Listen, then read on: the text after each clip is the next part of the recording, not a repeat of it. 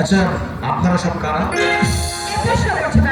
তুমি কি আমাদের চিনতে পারছো না? চেনার মতো কোনো ঘনিষ্ঠ সম্পর্ক কি আপনাদের সঙ্গে আমার আছে?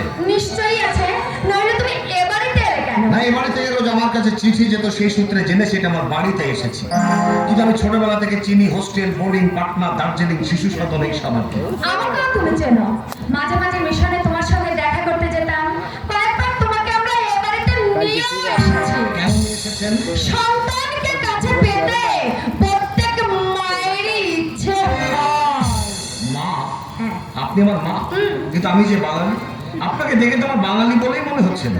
আমিও বাঙালি। বাঙালি, হাতে শাখা নেই, কপালে সিঁদুর নেই, মেমদের মতো পোশাক, বচ্ছার চুল, এই যদি কোনো বাঙালি মায়ের রূপ হয়, তাহলে মাকে মা বলেই ডাকবে।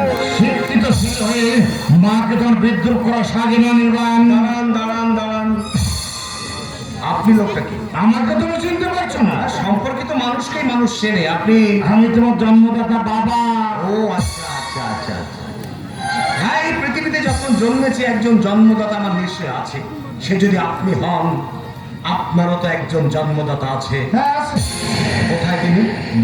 তিনি মানে তিনি ওই দেশের বাড়িতে থাকে। উত্তর দিতে আপনার অপ্রতিভ ভাব থেকে মনে হচ্ছে আপনার বাবার সঙ্গে আপনার কোনো যোগাযোগই নেই। বাবা বাবা বাবা, অদ্ভুত আমাদের বংশের ধারা। আপনি জানেন না আপনার বাবার কথা, আমি জানি না আমার বাবার কথা। প্রশ্ন, আপনি জানতে চাইছেন আমার মাথায় কোনো বড় ধরনের গন্ডগোল আছে কিনা। ছোটবেলা থেকে আমি একটা মারাত্মক অসুখে ভুগছি, আর যত বড় হচ্ছে অসুখটা আমার ততই বেড়ে চলেছে। আচ্ছা, এই যে আপনি আমাকে স্টেশন থেকে সাথে করে নিয়ে এলেন, কিন্তু আপনি কে বলুন তো? আমার কি? হ্যাঁ, ও মামা। তা কোন মামা? কংস মামা না কাল মিলিয়ে? সত্য মামা। তার মানে আপনার মতো কোনো মিথ্যে নেই। ঠিক আছে, আপনাকে আমি আপনি বলবো না, তুমি বলবো। আমাদের তো তুমি করে বলো। মামার সঙ্গে কেউ আপনি আগে করে কথা বলে না।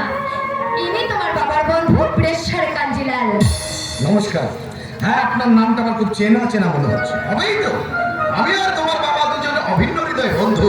উচ্চ প্রতিষ্ঠান থেকে যাবতীয় পারিবারিক ব্যাপারে একদম চলাচলে চলে। আর এই হচ্ছে বৈশালী, কাঞ্জিলালের একমাত্র মেয়ে। বৈশালীর কথা তোমাকে আমি চিঠিতে অনেকবার লিখেছি।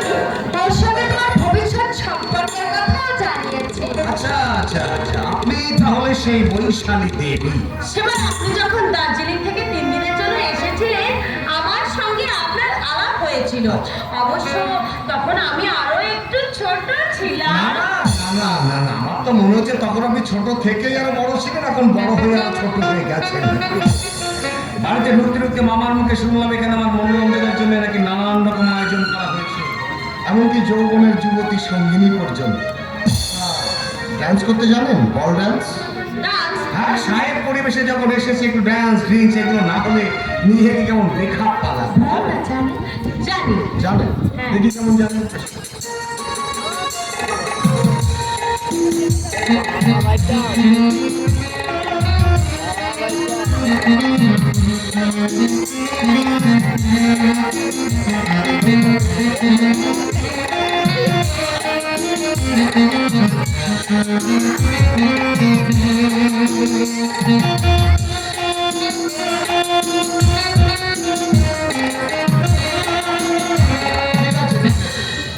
মনে হচ্ছে অনেক গুণে গুণী। আচ্ছা, আপনার কখন কি দরকার হবে সবকিছু আপনি আমায় বলুন।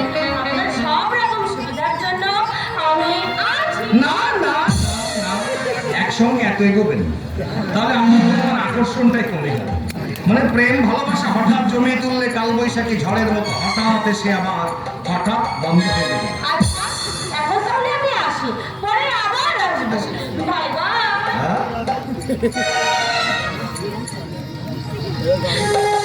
সরি সরি সরি, নমস্কার।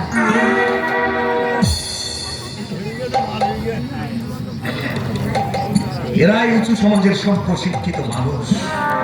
এদের প্রেম প্রীতি ভালোবাসা প্রিয়জনের প্রতি অনুরাগ সব যেন নকল, হালকা চটকি রঙে প্রলেপ মাত্র। দাদু ভাই, তুমি? আমি এ বাড়িতে কাজ করি। তুমি আসবে শুনে আমি তোমার শুভ কামনায় দক্ষিণেশ্বর মায়ের মন্দিরে পুজো দিয়ে প্রসাদ নিয়ে এসেছি। প্রসাদ নাও দাদু ভাই, প্রসাদ নাও।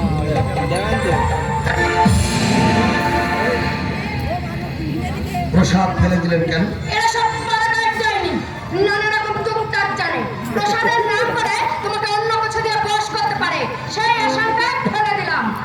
মায়ের প্রসাদে ফেলে দিয়ে ভালো করলে না বৌদিমণি। আমার জিনিসটা তোমার থেকে আমি বেশি বুঝি। না বসেন না।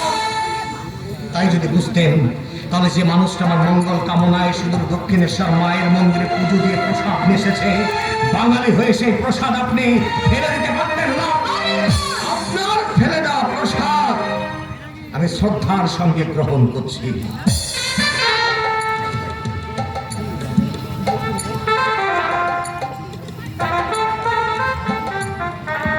ছি ছি ছি ছি, একটা ঝিয়ারানা প্রসাদ তুমি মাটি থেকে তুলে মুখে দিলে। হ্যাঁ, দিলাম। কারণ ঝি হলো আমি বুঝেছি এই বাড়িতে আমার শুভাকাঙ্ক্ষী মঙ্গলাকাঙ্ক্ষী যদি কেউ থেকে থাকে সে আর কেউ নয়, সে ওই ঝি। প্রসাদই গ্রহণ করলাম না, সেই সঙ্গে ওই ঝিয়ের পায়ের ধুলো আমি মাথায় তুলে দিলাম।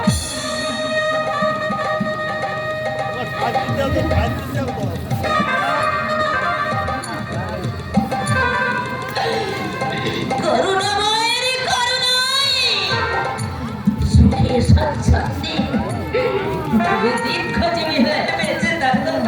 দীর্ঘজীবী হয়ে বেঁচে থাকো।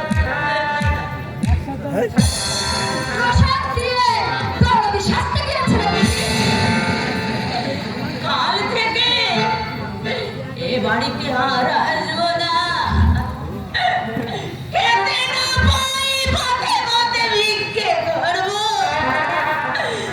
তোমাদের চোখের দেখা দেখতে এসে চোখের জলে আর মুখ বাড়াবো না। আর মুখ বাড়াবো না।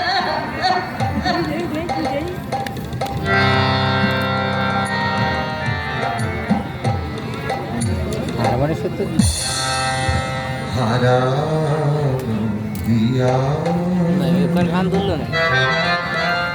নিকুঞ্জ পথে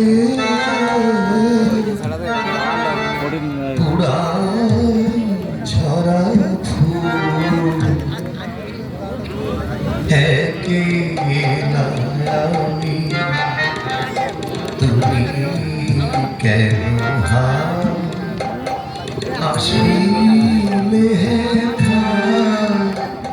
সুখের